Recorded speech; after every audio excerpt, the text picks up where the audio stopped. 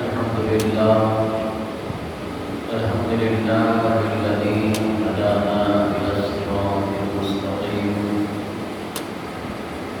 والصلاة والسلام على من خص بالخلق العظيم وعلى آله الذين قاموا بنصرة الدين القديم أما بعد فأعوذ بالله من الشيطان الرجيم بسم الله الرحمن الرحيم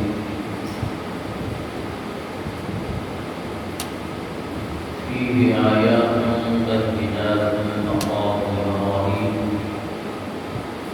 ومن دخله كان آمنا ولله على الناس حج البيت من استطاع إليه سبيلا ومن كفر فإن الله غني عن العالمين صدق الله العظيم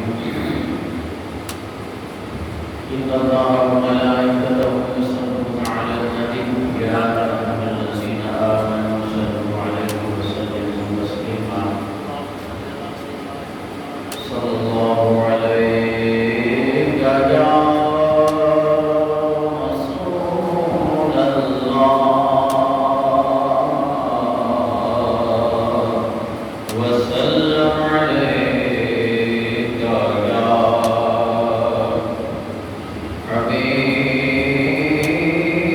حبيب الله صلى الله عليك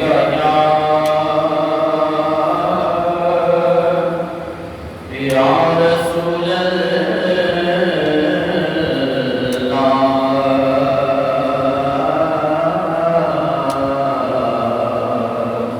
وسلم عليك يا حبيب الله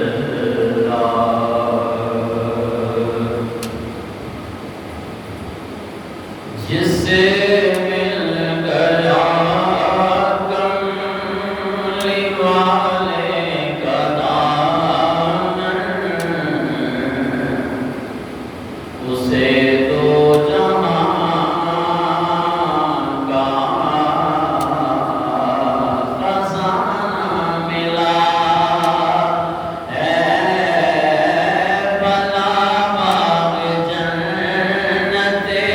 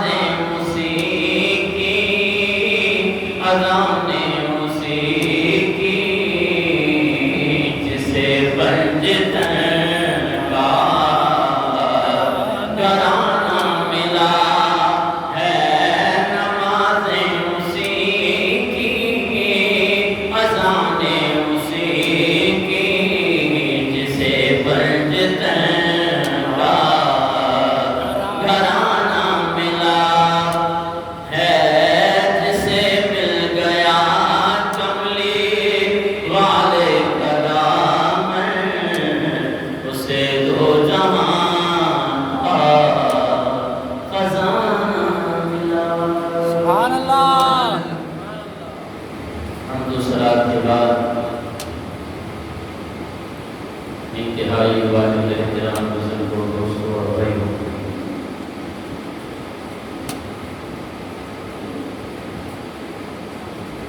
بندہ ناچیز نے قرآن مجید فرقان حمید کے چوتھا پارہ سورہ آل عمران آیت نمبر 97 آپ کے سامنے تلاوت کرنے کا شرف حاصل کیا۔ دعا ہے کہ خالق کائنات گناہگار سے آزاد کو حق کہنے، اس کے بعد مجھے اور آپ کو حق بات پر عمل کرنے کی توفیق عطا فرمائے۔ آمین۔ آج کا مہینہ ہے، پچھلے جمعہ المبارک میں بھی اسی عنوان پہ آپ کے سامنے گفتگو کی تھی۔ آج بھی انشاءاللہ مختصر سے ٹائم میں چند معروضات آپ کے سامنے پیش کر کے آپ سے جانا چاہتا ہوں۔ حج، اس کا لغوی معنی کیا ہے؟ اس کا لغوی معنی ہے کسی بڑے مقصد کا ارادہ کرنا، کسی بڑے مقصد کا ارادہ کرنا، کسی جگہ کا قصد کرنا، ارادہ کرنا۔ پھر حج کی تعریف کیا ہے؟ یہ تو حج کا ہوا لغوی معنی کہ کسی بڑے مقصد کا ارادہ کرنا، کسی خاص جگہ کا ارادہ کرنا۔ اب حج پھر کہتے کس کو؟ اس کی ڈیفینیشن کیا ہے؟ اصطلاح شرع میں وہ خاص اعمال مراد ہیں جو تعظیم کی نیت سے مخصوص ایام میں اور خاص جگہ میں خاص طریقے سے ادا کیے جائیں، اسے حج کہا جاتا ہے۔ جب آپ کے ذہنوں میں حج کی تعریف موجود ہوگی تو انشاءاللہ اہل سنت و جماعت کا عقیدہ روز روشن کی طرح نیا ہو جائے گا۔ آج جتنے بھی عقائد جنم لے رہے ہیں اور مسلک اہل سنت و جماعت پر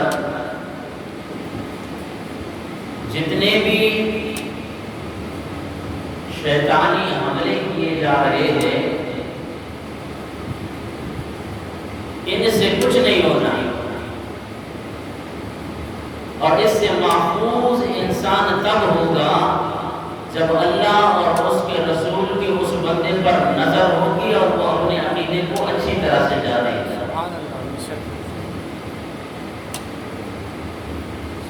کتنے عقائد جنم لے رہے ہیں، انہی عقائد سے جب آپ حج کے مسئلے کو سمجھ لیں گے، حج کی ڈیفینیشن کو، حج کی تعریف کو آپ جان لیں گے، اپنے ذہنوں میں رکھ لیں گے، انشاءاللہ کسی میں جرت نہیں ہے کہ وہ آپ احباب کے سامنے کوئی بات کر سکے۔ لیکن ہمیں شوق بھی تو نہیں ہے نہ دین سیکھنے کا، نہ حضور نبی کریم صلی اللہ تعالی علیہ وسلم کی شریعت پر عمل کرنے کا۔ نام کے مسلمان ہیں، مسلمان کا معنی ہوتا ہے اپنے سر کو جھکا لینا۔ کس چیز پہ جھکایا ہے آج مسلمان؟ یہود و نصارہ کے طریقے پر چل رہا ہے، پھر بھی کہتا ہے میں مسلمان ہوں۔ بات یہ اپنے ذہنوں میں رکھ لیں، یہ ڈیفینیشن جب آپ کے ذہن میں ہوگی، آپ کو جب یاد ہوگی تو تمام مسائل آسان ہو جائیں گے۔ دوبارہ ریپیٹ کر دیتا ہوں، کوئی شخص اگر پوچھتا ہے کہ حج کا معنی کیا ہے، لفظ حج کا معنی ہے کہ کسی بڑے مقصد کا ارادہ کرنا، کسی بڑے مقصد کا ارادہ کرنا، کسی جگہ کا ارادہ کرنا، خاص جگہ کا ارادہ کرنا۔ اور پھر تعریف کیا ہے کہ حج ان خاص اعمال کا نام ہے، اعمال سے مراد ہے عمل، ان خاص اعمال کو حج کہا جاتا ہے جو مخصوص ایام میں، مخصوص جگہ پر، مخصوص طریقے کے ساتھ ادا کیے جاتے ہیں۔ اب یہ تو حج کی تعریف ہو گئی، اور حج کی فضیلت میں آپ احباب کے سامنے حضور نبی کریم صلی اللہ تعالی علیہ وسلم کی حدیث مبارکہ بیان کرتا ہوں۔ آقا تو جہاں صلی اللہ تعالی علیہ وسلم سے پوچھا گیا، یا رسول اللہ کون سا عمل سب سے بہتر اور افضل ہے؟ اعمال میں سے کون سا عمل سب سے افضل اور احسن ہے؟ تو حضور نبی کریم صلی اللہ تعالی علیہ وسلم نے ارشاد فرمایا، اللہ اور اس کے رسول پہ ایمان لانا یہ سب سے افضل اور اعلیٰ ہے۔ اور اس کے بعد حضور نبی کریم صلی اللہ تعالی علیہ وسلم سے پوچھا گیا، یا رسول اللہ اس کے بعد کون سا عمل افضل ہے؟ اللہ اور اس کے رسول پر ایمان لانے کے بعد کون سا افضل عمل ہے؟ میرے آقا نے ارشاد فرمایا، حج مبرور جو ہے، مقبول حج، وہ سب سے افضل اور اعلیٰ۔ ایمان کے بعد جو افضل عمل ہے وہ حج کرنا ہے۔ اور حج کی فضیلت کیا ہے؟ جو شخص حج کرتا ہے، حضرت ابو ہریرہ رضی اللہ تعالی عنہ سے یہ حدیث پاک روایت ہے کہ نبی کریم صلی اللہ تعالی علیہ وسلم نے ارشاد فرمایا کہ جو شخص حج کرتا ہے اور اس حج میں نفسانی فعل نہیں کرتا اور نہ بدکاری کرتا ہے، کیونکہ حج صبر کا نام ہے۔ دیگر ممالک سے جب لوگ سعودی عرب جا کر حج کرتے ہیں بیت اللہ شریف کا، بعض احباب کی طبیعت بہت تیز ہوتی ہے، رش وغیرہ دیکھ کر آپے سے باہر ہو جاتے ہیں، صبر کا دامن لبریز ہو جاتا ہے، وہاں پہ کسی مسلمان کو تکلیف دے دینا، سفر میں ویسے بھی تکالیف ہوتی ہے، کوئی بھی سفر ہو، میرے آقا نے ارشاد فرمایا السفر قطعۃ من النار، کوئی بھی سفر ہو وہ جہنم کے ٹکڑوں میں سے ایک ٹکڑا ہوتا ہے۔ تکلیف تو ہوتی ہے، خواہ آپ سبی سے لاہور کی طرف سفر کریں، خواہ آپ جناب والا یہاں سے اسلام آباد کا سفر کریں، کہیں بھی جائیں سفر میں تکلیف تو ہوتی ہے۔ اور پھر ایسا بابرکت سفر ہو، اتنا بڑا طویل سفر ہو، آپ حج کرنے جا رہے ہیں بیت اللہ شریف، اور راستے میں کبھی کس حاجی کے ساتھ منہ ماری کی جناب والا رش کی صورت میں، وہاں پہ جا کر اگر کچھ انتظامات جب بندے کو نہیں ملتے، لامانا آپ وہاں پہ کون سا آپ کی وہاں پہ جام لگی ہوئی ہے، یا وہاں پہ آپ سبھی کی طرح جو ہے نا جناب والا آپ کا وہاں پہ اسٹینڈر ہے، وہاں پہ جائیں گے لامالا آپ جس جگہ پہ رہیں گے آپ کو تکلیف ہوگی، کوئی آپ کو تکلیف کاٹنی پڑے گی، وہاں پہ جا کر کسی کے ساتھ منہ ماری کر دینا، کسی کو فحش گفتگو کر دینا، اور وہاں پہ جناب والا صبر نہ کرنا، یہ پھر عزیزان محترم بہت بڑا گناہ ہے۔ تو میرے آقا نے ارشاد فرمایا جو شخص ایسا حج کرے کہ جس حج کے اندر اس نے نہ کوئی بدکاری کی ہو، نہ بے صبری کا مظاہرہ کیا ہو، تو پھر میرے آقا نے ارشاد فرمایا اس کا ثواب یہ ہے کہ وہ گناہوں سے ایسا پاک ہو جاتا ہے گویا کہ آج ہی اس کی ماں نے اسے جنم دیا۔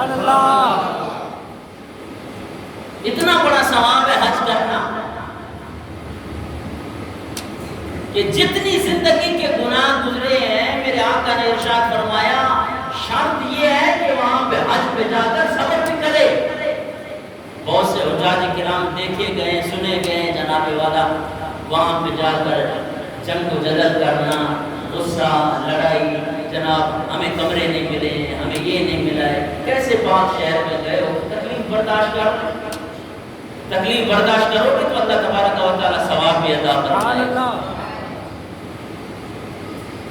تو میرے آقا نے ارشاد فرمایا کہ جو شخص حج کرتا ہے پھر جب وہ حج کر کے واپس لوٹتا ہے تو گناہوں سے ایسا پاک ہو جاتا ہے گویا کہ آج ہی اس کی ماں نے اسے جنم دیا ہے۔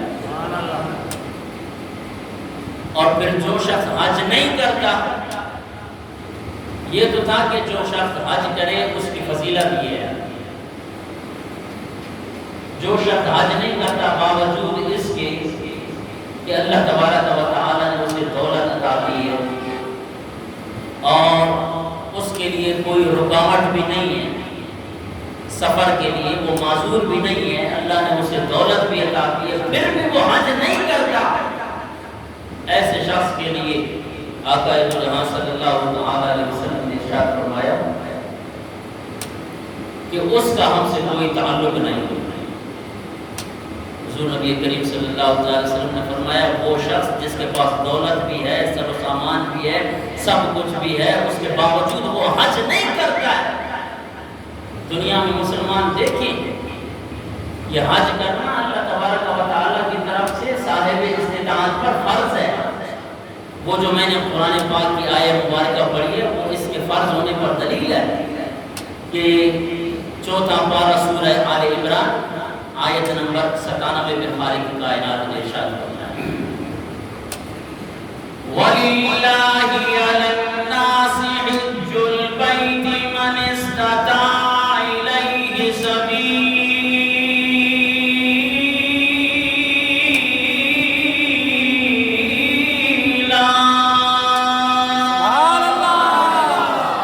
رب تعالیٰ نے ارشاد فرمایا اے مومن مسلمان، اللہ تبارک و تعالیٰ کے لیے لوگوں پہ خالق کائنات نے حج البیت من استطاع الیہ سبیلا،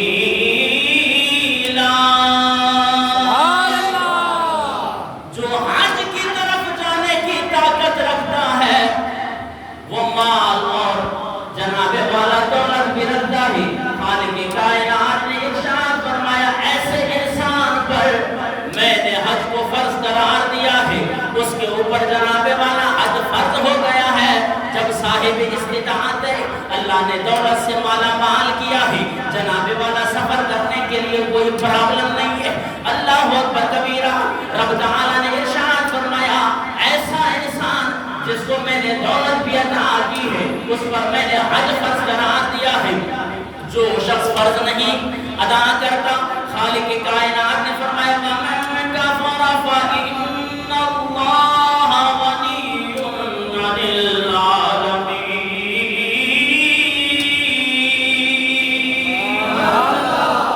جو اس کا انکار کرتا ہے، جو حج نہیں کرتا، اللہ تبارک و تعالیٰ نے ارشاد فرمایا میں اس سے بے پرواہ ہوں، اللہ کو تمہارے اس حج کی ضرورت نہیں ہے۔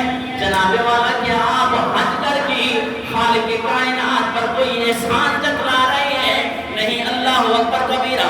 حج کی فضیلت میں سرکار دو جہاں صلی اللہ علیہ وسلم نے ارشاد فرمایا جو مومن مسلمان اللہ تبارک و تعالیٰ کی رضا کے لیے حج کرتا ہے، خالق کائنات اس کے تمام گناہ معاف کر دیتا ہے۔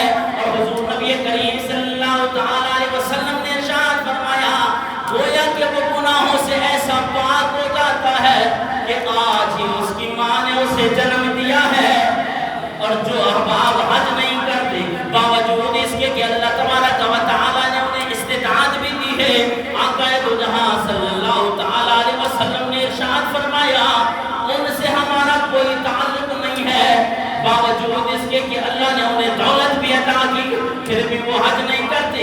پھر حضور نبی کریم صلی اللہ علیہ وسلم نے ارشاد فرمایا ہمارا ان سے کوئی تعلق نہیں ہے، چاہے وہ یہودی ہو کر مرے یا نصرانی ہو کر مرے، خالق کائنات نے ارشاد فرمایا حج کرنا تمہارے اوپر فرض ہے، جب تم صاحب استطاعت ہو، اللہ اکبر کبیرہ، میں نے آپ کے سامنے حج کی تعریف کرتے ہوئے یہ آپ کے سامنے ارشاد فرمایا کہ وہ خاص اعمال مراد ہیں، حج سے وہ خاص اعمال مراد ہیں کہ جن اعمال کو تعظیم کی نیت سے مخصوص ایام میں، مخصوص دنوں میں، مخصوص جگہ پہ، مخصوص طریقے سے ادا کیا جائے۔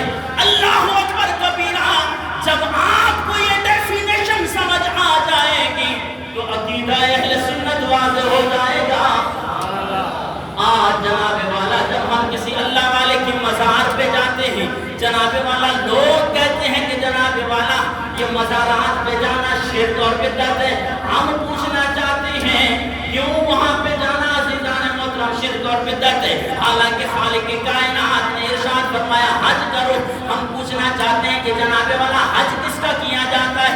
اللہ کا نہیں کیا جاتا، بلکہ بیت اللہ شریف۔ یہ بیت اللہ کیا ہے؟ خالق کائنات نے ارشاد فرمایا ان اول بیت وضع للناس للذی ببکۃ مبارک وہدی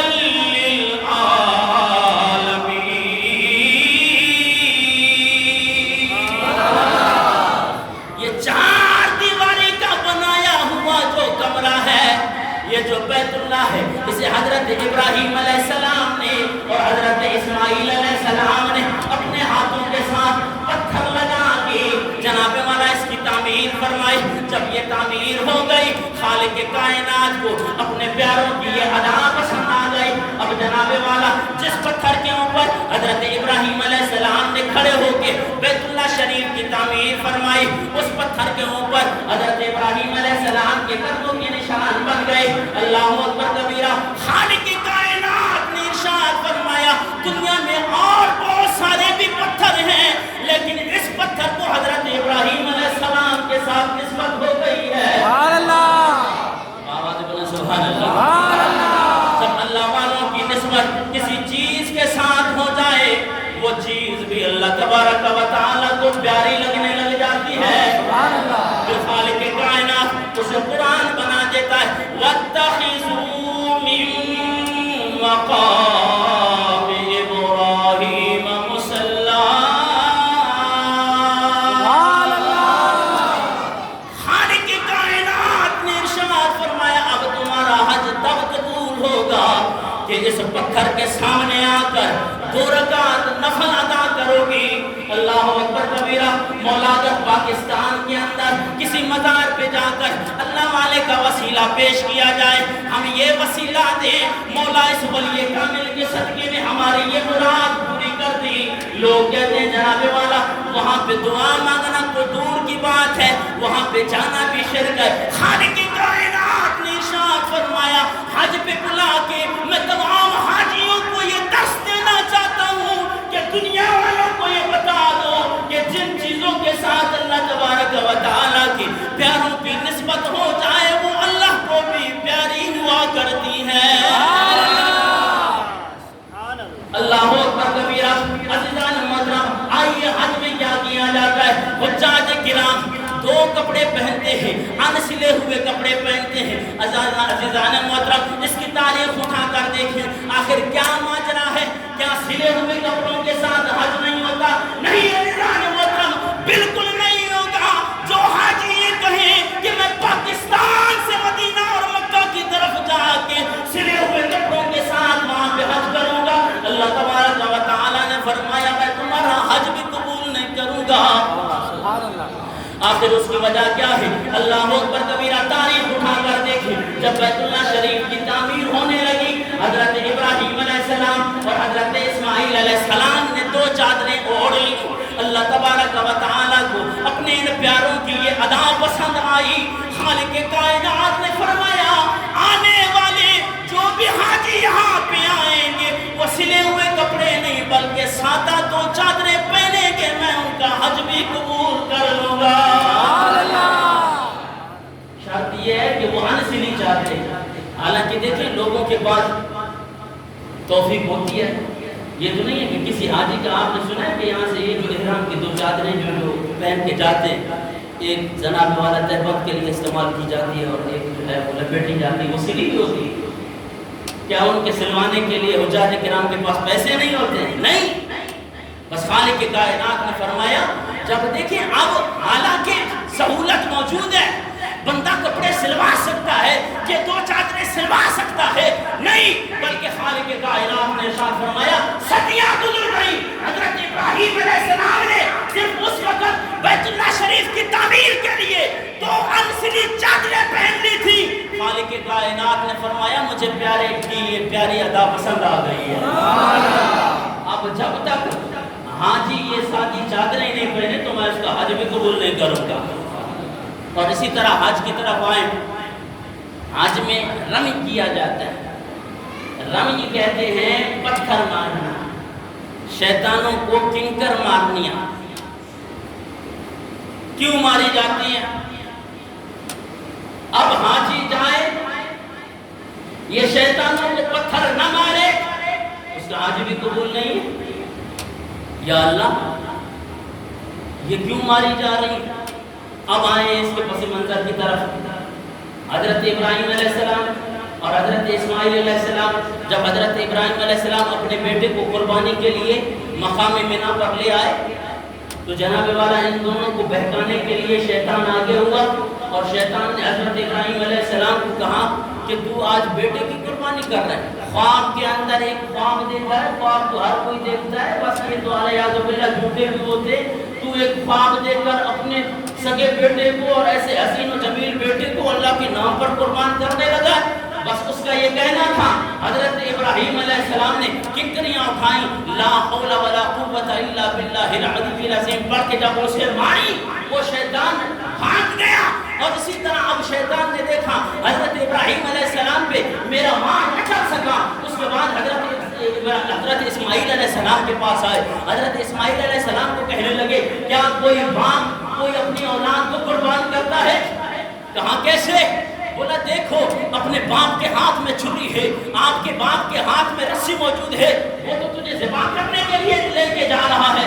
یہ اس کو بہانا ہے کہ جناب والا وہ کہیں مہمان کے ہاں جا رہے ہیں اور آپ کی مہمان نوازی ہو رہی ہے، نہیں بلکہ وہ قربان کرنے جا رہا ہے. حضرت اسماعیل علیہ السلام نے اسے کہا کہ کیا کوئی باپ اس طرح کر سکتا ہے؟ بولا نہیں، وہ اپنے خیال میں یہ سمجھتا ہے کہ مجھے اللہ نے حکم دیا ہے. سبحان اللہ.